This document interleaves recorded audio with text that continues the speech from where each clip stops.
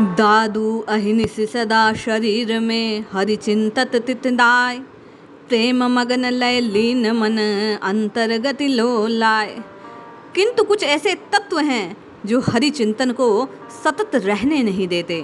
दादू साहिब आज उन्हीं तत्वों की ओर संकेत कर रहे हैं, वे बाधाएं जिन्हें पार करने से राम मिलते हैं। दादू साहिब कहते हैं, दादू विषय विकार सो जब लग मन राता, तब लग चितन आवही त्रिभुवन पति दाता। दादू विषज पीवे बावरे दिन दिन बाढ़े रोग, देखत ही मरी जाएगा तज विषया रस भोग। जय श्री हरि। पूज्य गुरुदेव के चरणों में बारंबार प्रणाम। आपकी और मेरी संपूर्ण भक्ति कुंभ परिवार की यही यात्रा है कि साधना के पथ को आप और मैं निर्मल करते जाएं, इन बाधाओं से पार होते हुए राम जी के चरणों के आश्रय की ओर प्रवाहित होते रहें।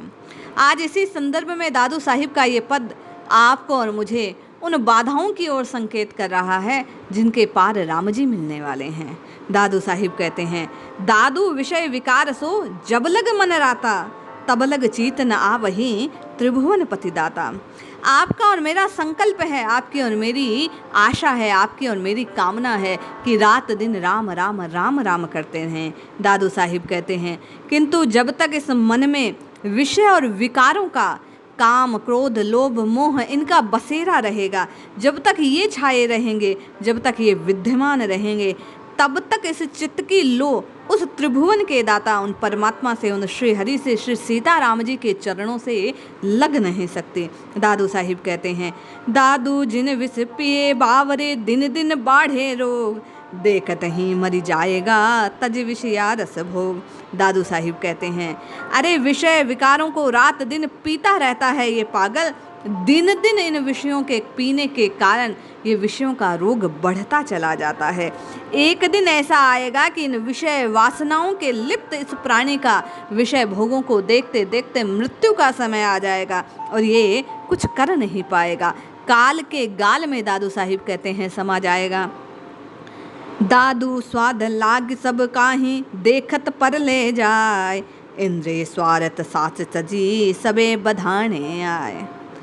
आप और मैं इस जिह्वा के स्वाद के चक्कर में, जिह्वा से रस को पीने के चक्कर में विषय वासनाओं को, नाना प्रकार के कृत्यों को करते हैं, निंदा को करते हैं, चुगली को करते हैं, इधर उधर की बातों को करके दादू साहिब कहते हैं समय बर्बाद करते हैं। इन विषय भोगों को जब तक त्यागेंगे नहीं, जब तक इस संसार को छोड़कर उस परम तत्व के विषय में चिंतन नहीं करेंगे, तब तक आप और मैं परले में बंधे हुए जीव की भांति समाते रहेंगे। क्यों?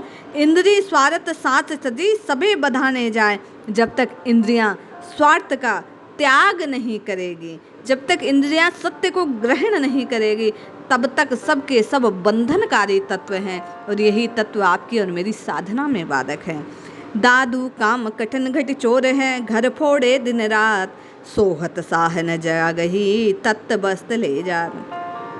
ये मन के भीतर बैठा हुआ काम, वे कहते हैं कठिन चोर है जो मन में बैठा है।